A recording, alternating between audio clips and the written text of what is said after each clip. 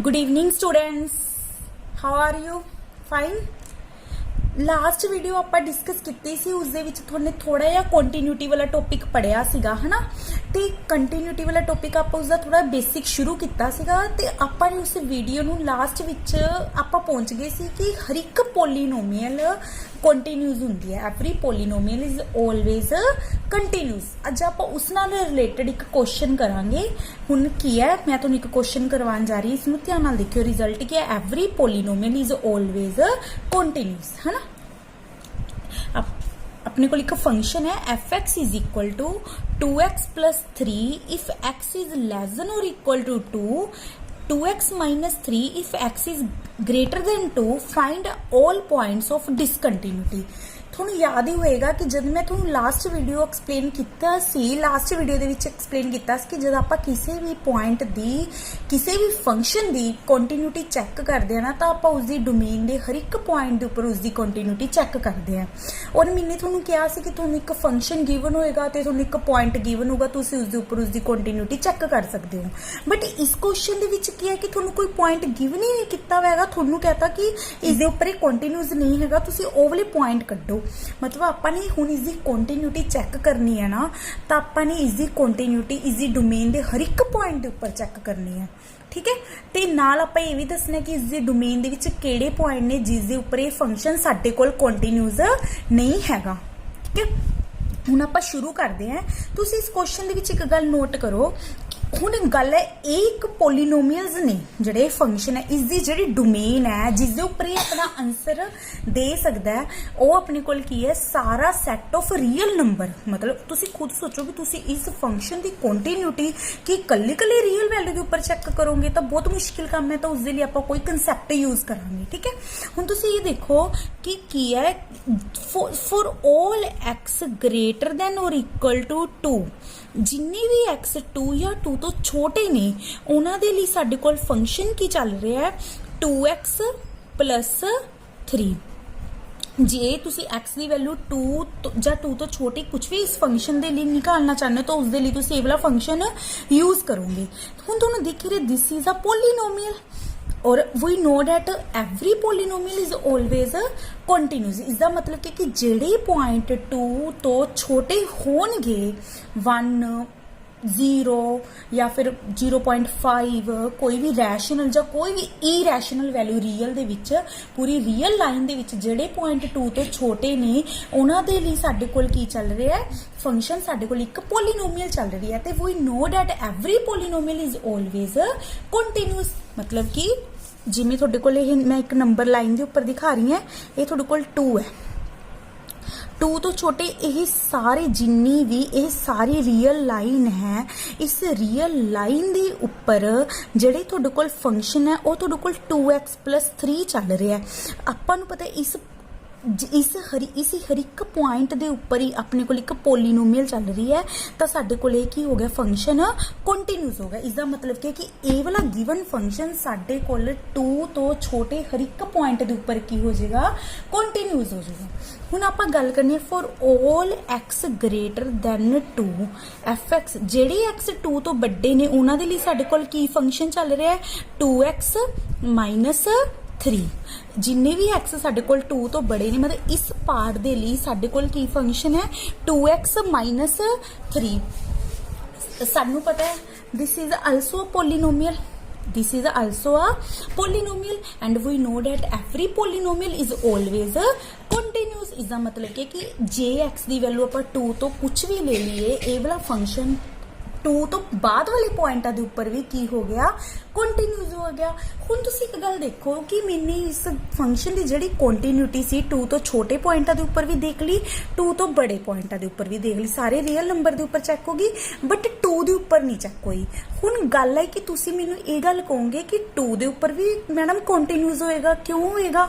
ਕਿਉਂਕਿ 2 ਦੇ ਉੱਪਰ ਵੀ ਤਾਂ ਸਾਡੇ ਕੋਲ ਇੱਕ ਪੋਲੀਨੋਮੀਅਲ ਚੱਲ ਰਹੀ ਹੈ, ਬਟ ਇਹ ਫੰਕਸ਼ਨ 2 ਦੇ ਉੱਪਰ ਚੈੱਕ ਹੈਗਾ ਕੰਟੀਨਿਊਸ ਜਾਂ नहीं हैगा उसनों आपां चैक करांगे। इस दा रीजन की है क्योंकि जब आपां टू पॉइंट के उपर इसकी कंटिन्यूटी देखते हैं ना, to the left hand side के उपर तो साडे कोल इस फंक्शन इसदे लई किहड़ा फंक्शन यूज हो रहा है, लैफ्ट हैंड लिमिट कड्ढण दे लई 2x+3, बट 2 दी जे आपां राइट हैंड लिमिट कड्ढनी होगी उहदे लई साडे कोल किहड़ा फंक्शन यूज हो रहा है, 2x-3। बेशक 2 दी लैफ्ट ते राइट हैंड लिमिट दे लई ते इक्वल टू 2 दे लई भी साडे कोल 2x+3 यूज हो रहा है। बेशक लैफ्ट हैंड ते राइट हैंड लिमिट दे लई साडे कोल दोनों साइड से पोलीनोमियल्स ने, बट लैफ्ट हैंड ते राइट हैंड लिमिट दे लई की है साडे कोल अलग-अलग पोलीनोमियल्स आ गईयां। इस करके जे आपां लैफ्ट हैंड लिमिट कड्ढनी होगी वो आपां किसी दूसरी पोलीनोमियल दी हेल्प नाल कड्ढांगे ते राइट हैंड आपां किसी होर दे नाल कड्ढांगे। इस करके आपां पर्टिकुलर 2 दे उपर इजी कंटिन्यूटी लग तो चैक करांगे। ਉਹ ਆਪਾਂ ਕਿਵੇਂ ਚੈੱਕ ਕਰਾਂਗੇ, limit check continuity at x is equal to 2। ठीक है, आप लैफ्ट लिमिट लवांगे, limit x approaches to 2 negative f of x। इसका मतलब कि जब x 2 दी लैफ्ट साइड ते अप्रोच कर लिया उस टाइम साडे कोल फंक्शन की है, उस टाइम साडे कोल की फंक्शन है 2x+3 limit x approaches to 2 negative. तो आप इसनूं किवें इवैल्यूएट करांगे, 2 minus h plus 3 limit h approaches to 0। जदों तुसीं इसनूं सोल्व करोगे तुहानूं आंदा ही है सब नूं करना है। ठीक है, it becomes 7। Limit x approaches to 2 positive करोगे राइट हैंड लिमिट, मतलब जब x 2 नूं नैगेटिव नूं अप्रोच कर लिया उस टाइम फंक्शन किस नूं अप्रोच कर लिया, फंक्शन की वैल्यू की आ रही है, लैफ्ट हैंड लिमिट की आ रही है उसकी लैफ्ट 7। ठीक है, हुण आपां की इवैल्यूएट करनी है right hand limit at point 2। देखो limit x approaches to 2 positive का मतलब क्या है कि जब x की वैल्यू 2 तो थोड़ी जी बड़ी है उस टाइम अपने को फंक्शन की वैल्यू की चल रही है, फंक्शन किस दे ऊपर इवैल्यूएट हो रहा है 2x-3 के ऊपर। तो अपने को क्या आ जाएगा f(x) is equal to 2x-3। ये क्या आ जाएगा अपने को limit h approaches to 0 2 plus h -3। इसनों इवैल्यूएट करके तुहानूं सबनों आंदा है -1 आ जाएगा क्योंकि 4 + 2h h अप्रोचेस टू 0 0 बन जाएगा, -3 1 + 1 आ जाएगा। ठीक है, उस तो बाद हुण तुसीं फंक्शन की वैल्यू एट पॉइंट 2 करनी। देखो इक्वल टू 2 की फंक्शन चल रहा है 2x+3, फंक्शन की वैल्यू जो तुसीं एट पॉइंट 2 निकालोगे कितना जगह 2 + 3 विच इज 2 2 is 4 4 + 3 is 7। हुण तुसीं देखो तुसीं की नोट किया कि 2 दी लैफ्ट हैंड लिमिट 2 दी राइट हैंड लिमिट ते फंक्शन की वैल्यू एट पॉइंट 2 तिन्ने नहीं सेम आए, लैफ्ट हैंड लिमिट ते फंक्शन की वैल्यू एट पॉइंट 2 सेम है बट ये तिन्ने ही इक्वल होने चाहिए सी। इस करके साडे कोल ये वाला फंक्शन 2 पॉइंट के उपर की हो गया, डिसकंटीन्यूअस हो गया। तो इसका पॉइंट ऑफ डिसकंटीन्यूटी की आ गया 2 आ गया। हुण तुहाडे दिमाग च ना एक गल दी डाउट हो सकती है कि फॉर एग्जाम्पल मान लो मैं उत्थे 1 पॉइंट लेनी है, तुसीं मैनूं ये गल कह सकते हो कि 1 दी लैफ्ट वाली साइड, तुसीं ये तो समझदे ना कि 1 दे उपर कंटीन्यूअस क्यों है क्योंकि देखो 1 दी लैफ्ट वाली साइड भी ते 1 दी राइट वाली साइड भी। ठीक है, थोड़े कोल इक्को ही फंक्शन है डेट इज 2x+3, मतलब हर एक पॉइंट जरा भी 2 तो छोटा है उसकी लैफ्ट हैंड साइड ते राइट हैंड साइड ते भी इक्को ही फंक्शन है, 2 तो बड़े दे लिए लैफ्ट ते राइट ते भी इक्को ही फंक्शन है। बट 2 बेशक उसकी लैफ्ट ते राइट ते पोलीनोमियल हैगी सी बट अलग अलग पोलीनोमियल होने करके ना साडे कोल इसका ये फंक्शन 2 के उपर डिसकंटीन्यूअस हो गया। तो इसका पॉइंट ऑफ डिसकंटीन्यूटी की आ गया 2 आ गया। हुण मैं तुहानूं इसनूं थोड़ा जिहा ज्योमैट्रिकली भी समझाऊंगी, तुसीं इसनूं थोड़ा जिहा समझियो। हुण देखो जेड़ा क्वेश्चन आपां ने थ्रेडिकली कीता ना उसनूं मैं मतलब थोड़ा जिहा ज्योमैट्रिकली दस रही हां। देखो जिवें मैंने इसका डायग्राम ड्रॉ किया, तुमने फंक्शन देखा सी ना कि एक्स की वैल्यू जो 2 या 2 तो छोटी सी थोड़े को वाला फंक्शन सीगा, तो मैंने इसकी हर एक पॉइंट उपर वैल्यू निकाल ली सिंपल जी। पहला -1 पुट कर लिया, 0 पुट कर लिया, तो मेरे को इसका डायग्राम मतलब इसकी लाइन थोड़े को एवें ड्रॉ होगी और इक्वल टू 2 के उपर इसका आंसर क्या आ गया सी 7 आ गया सी। जब आप ग्रेटर देन 2 लिए निकालन लगे मतलब 3 4 5 उसके लिए मैंने वाला फंक्शन यूज किया, इसके वैल्यूज पुट की तो मेरा डायग्राम मेरी लाइन एवली ड्रॉ होगी। ठीक है, हुण देखो जे मैं ग्राफिकली देखा मैं तुहानूं समझाया सी पिछली वीडियो दे विच कि जद आप किसी भी फंक्शन का ग्राफ बनाइए उसका ग्राफ असी बिना पेन पिक करे ड्रॉ कर सकन दे विच एबल होइए तां असी उस फंक्शन नूं कंटीन्यूअस कहने हैं। हुण देखो मैंने इस फंक्शन का ग्राफ बनाया, ये फंक्शन मतलब अगे भी चलेगा, अगे रियल वैल्यूज पुट करांगे तो इसकी मतलब ये लाइन अगे अगे ड्रॉ हो ही जाएगी। तुसी सिंपल जी गल है, ठीक है। जब मैं इसनूं ड्रॉ किया, जब मैं इसनूं ड्रॉ किया तो मैं देखो जब ये तुसी एक गल नोट करो कि ये फंक्शन इत्थे खत्म हो गया क्योंकि 2 के उपर इसका आंसर 7 आ गया और 2 तो बाद वाली वैल्यूज के लिए तुहाडा नैक्सट फंक्शन शुरू हो गया विच इज 2x माइनस 3। जब तुसी इत्थे गए तो तुहानूं अपना पेन पिक करना पिया। पेन कित्थे पिक किया 2 पॉइंट के उपर, तो फिर तुहानूं दोबारा तो इधर ट्रेस करना पिया। मतलब आपां नूं ये वाली लाइन ते ये वाली लाइन नूं तुसी इस तरीके नाल ज्वाइन नहीं कर सकते हैगे बिकॉज फिर वैल्यूज ਜਿਹੜੇ 2 तो बाद वाले पॉइंट ने आप ये वाला फंक्शन थोड़ी ना यूज कर लिया, उसके लिए तो अपना ये वाला फंक्शन यूज हो रहा। तो इसनूं जब भी आप अपने पेन नाल ट्रेस करने की कोशिश की ना तो देखो इस तरीके नाल ट्रेस करके सानू अपना पेन पिक करना पिया।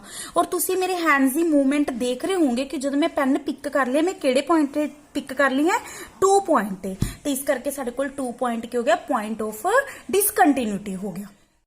बच्चे हुण जिहड़ा थोड़ा बहुत मेन जा टॉपिक है, मैंने एक फंक्शन लिता f(x) is equal to box x मतलब ग्रेटेस्ट इंटीजर ऑफ x। ये फंक्शन है तुसी ये भी +1 दे विच डिस्कस किया होया है, मतलब ये फंक्शन बारे पढ़िया होया है।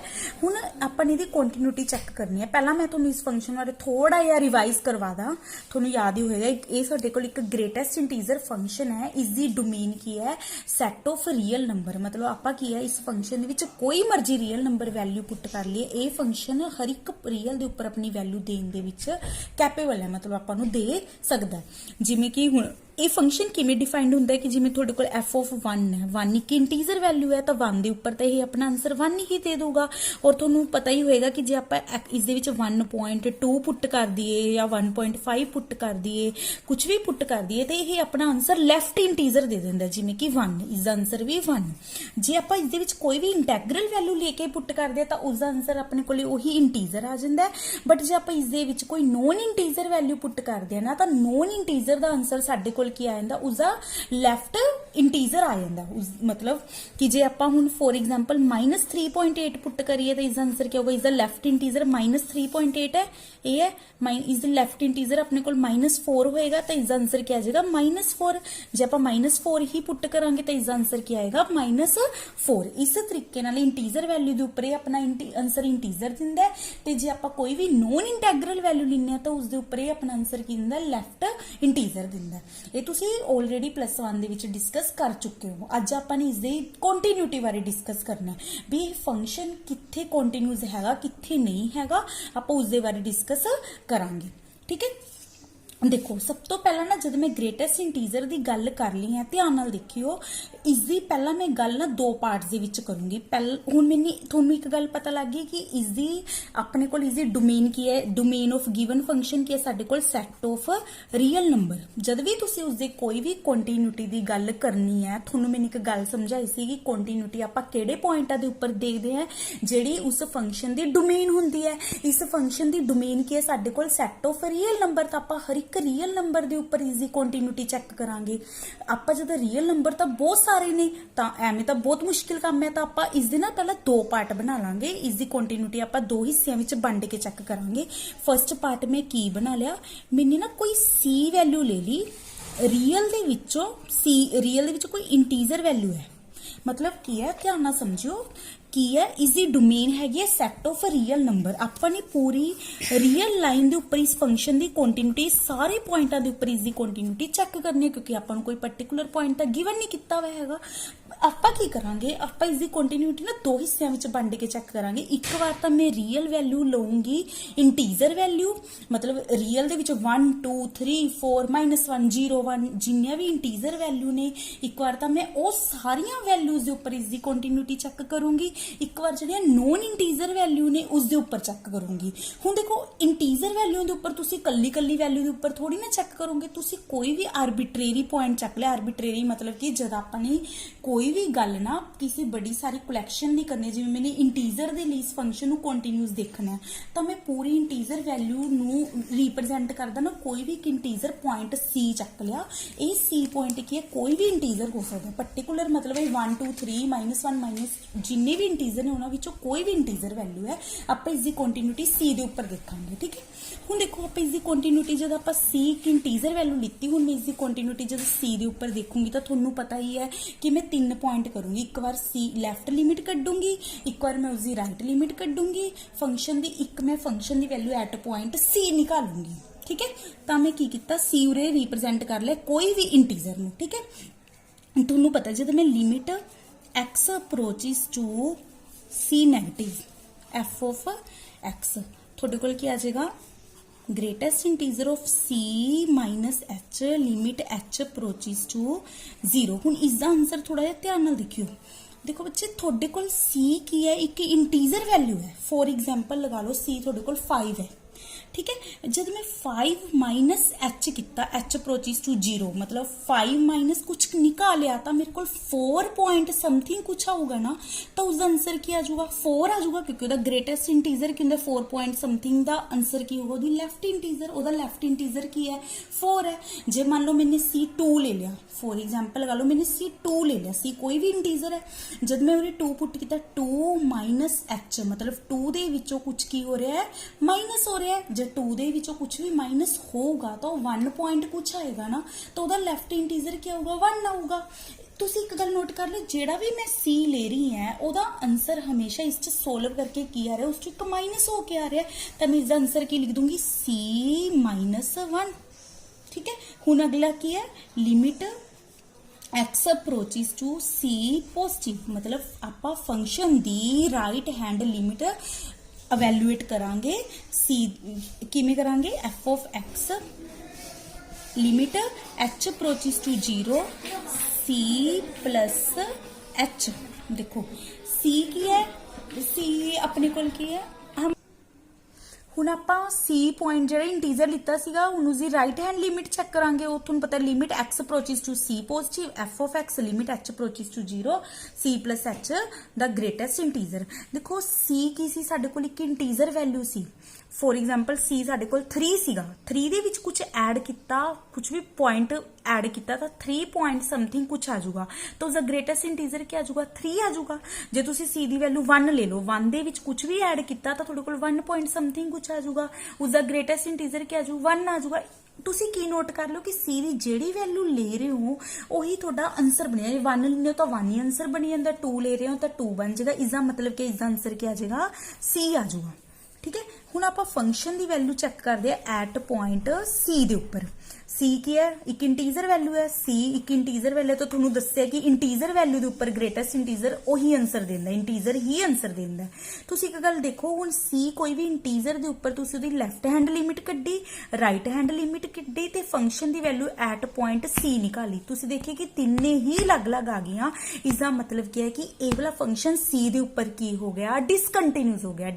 C की सीगा साडे कोल एक इंटीजर वैल्यू सी, इसका मतलब की होया कि greatest integer function is discontinuous at and every integral value, मतलब हर एक इंटीजर वैल्यू दे उपर जेड़ा ग्रेटेस्ट इंटीजर फंक्शन है it is a discontinuous function.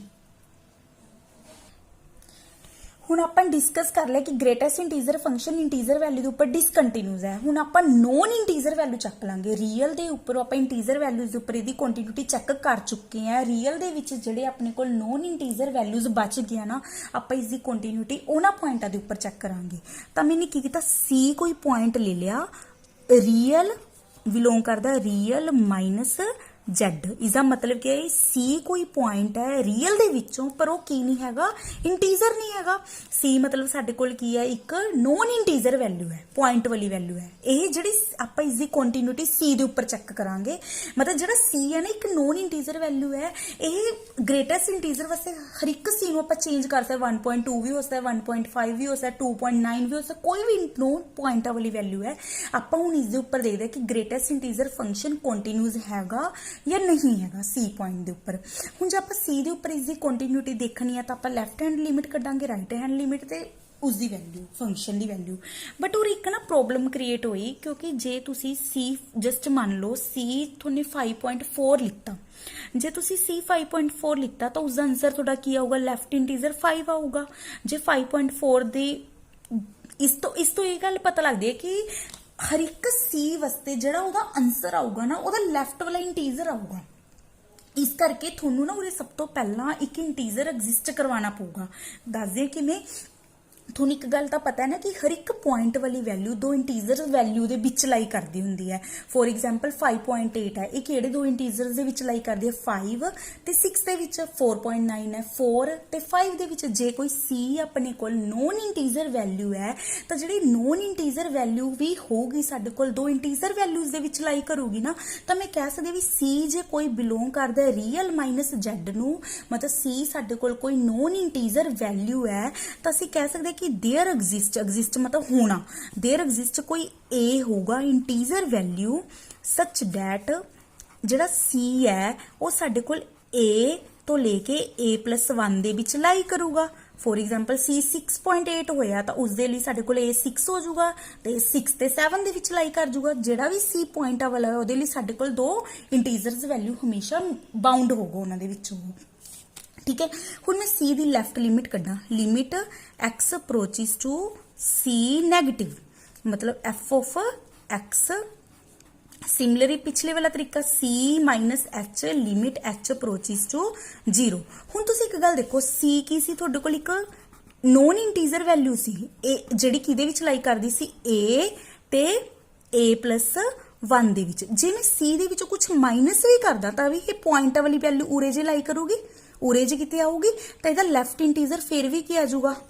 A आ जाऊगा, मतलब इसकी इंटीजर वैल्यू A ही आऊगी ना, क्योंकि जे फॉर एग्जाम्पल लगा लो C 6.8 है, जे तुसी 6.8 दे विचों कुछ माइनस भी कर दो, बहुत थोड़ी क्वांटिटी दा 6 पॉइंट कुछ आएगा तो वह लैफ्ट इंटीजर 6 आऊगा ना, तो उसी हिसाब नाल जे C दे विचों कुछ तुसी माइनस भी कर दो तो आंसर लैफ्ट इंटीजर ही आऊगा A।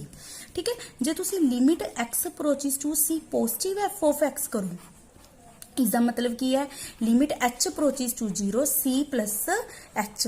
हुण मैंने C दे विच जे कुछ ऐड भी करता पॉइंट वाला तां भी पॉइंट वाली वैल्यू रहूगी, तां भी लैफ्ट इंटीजर आंसर आ जाऊगा विच इज A। हुण आपां फंक्शन दी वैल्यू एट पॉइंट C कड्डांगे, जद आपां उरे सीधा C पुट करांगे, C एक पॉइंट वाली वैल्यू है, नॉन इंटीजर वैल्यू दा आंसर फिर left integer. For example C 5.8 होया तो आंसर 5 ही आ जांदा हुंदा है। ठीक है, तां भी इसदा आंसर क्या आ जाऊगा? A। हुण तुसीं एक गल नोट की कि इस फंक्शन दा left hand limit, right hand limit ते फंक्शन दी वैल्यू एट पॉइंट सी तिन्ने ही सेम आ गई। इसका मतलब की हो गया, given function is continuous at point c, function is continuous at x is equal to C। C point उपर की हो गया, ये फंक्शन कंटिन्यूअस हो गया। C अपने कोल की सी नॉन इंटैग्रल वैल्यू, कोई भी नॉन इंटैग्रल वैल्यू है, मतलब इसका मतलब क्या है कि जो ग्रेटेस्ट इंटीजर फंक्शन है it is continuous at non integral value. Integer value के उपर तो ये डिसकंटिन्यूअस हो जाता है ते नॉन इंटीजर वैल्यू के उपर ये की हो जाता है? कंटिन्यूअस हो जाता है। ठीक है, ਆਪਾਂ ਨੇ ਉਰੇ ਤੋਂ ਹੁਣ ਤੁਸੀਂ ਦੇਖਿਆ ਕਿ ਗ੍ਰੇਟੈਸਟ ਇੰਟੀਜ਼ਰ ਬਾਰੇ ਤੁਸੀਂ ਜਾਣ ਲਿਆ। ਹੁਣ ਆਪਾਂ ਇਹਦਾ ਥੋੜਾ ਜਿਹਾ ਨਾ ਗ੍ਰਾਫਿਕਲੀ ਸਮਝਦੇ ਆਂ ਵੀ ਕਿਵੇਂ। ਦੇਖੋ ਤੁਹਾਨੂੰ ਇੱਕ ਗੱਲ ਪਤਾ ਹੈ, ਆ ਮੈਨੇ ਗ੍ਰੇਟੈਸਟ ਇੰਟੀਜ਼ਰ ਨੂੰ ਰਿਪਰੈਜ਼ੈਂਟ ਕਰਨਾ ਹੈ। ਦੇਖੋ 0 ਤੋਂ ਲੈ ਕੇ 1 ਤੱਕ, ਜਦ x ਦੀ ਵੈਲਿਊ 0 ਤੋਂ ਲੈ ਕੇ 1 ਤੱਕ ਹੈ, 0 ਤੇ 1 ਦੇ ਵਿੱਚ ਹੈ, 0 ਦੇ ਉੱਪਰ ਗ੍ਰੇਟੈਸਟ ਇੰਟੀਜ਼ਰ ਦਾ ਆਨਸਰ ਕੀ ਸੀ? 0। 0 ਤੋਂ ਲੈ ਕੇ 1 ਦੇ ਵਿੱਚ 1 ਨੂੰ ਛੱਡ ਕੇ, ਇਸ ਨੂੰ ਛੱਡ ਕੇ, ਮਤਲਬ 1 ਨੂੰ ਛੱਡ ਕੇ ਇਹਨਾਂ ਸਾਰਿਆਂ ਦੇ ਉੱਪਰ ਇਸ ਆਨਸਰ ਕੀ ਸੀ? 0 ਹੀ ਸੀ।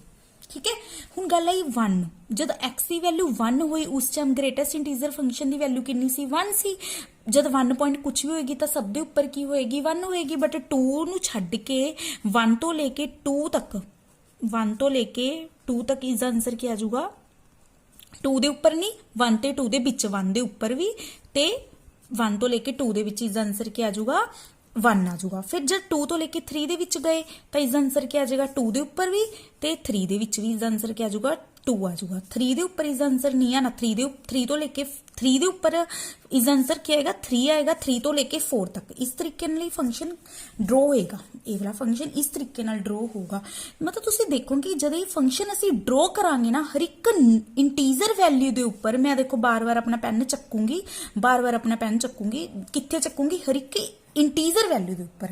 यही तो आप पढ़िया सी कि जो ग्रेटेस्ट इंटीजर फंक्शन हुंदा है it is a discontinuous at integral value. बस आपने ये ग्राफिकली शो करता, आप अपना पेन पिक करन लग रहे हैं इंटैग्रल वैल्यू के उपर, तो ये फंक्शन की हो गया साडे कोल? डिसकंटिन्यूअस हो गया एट इंटैग्रल वैल्यू। ਇਸ ਤਰੀਕੇ ਨਾਲ ਅਸੀਂ ਦੇਖਿਆ ਕਿ greatest integer function is continuous at non integral values and discontinuous at integral values. ਇਹ ਤੁਹਾਡਾ ਟੌਪਿਕ ਸੀਗਾ। ਓਕੇ ਸਟੂਡੈਂਟਸ, ਇਹ ਕੁਝ ਕੁਐਸਚਨ ਨੇ, ਤੁਸੀਂ ਆਪਣੀ ਵੀਡੀਓ ਪੌਜ਼ ਕਰੋ ਤੇ ਇਹਨਾਂ ਨੂੰ ਟਰਾਈ ਕਰੋ।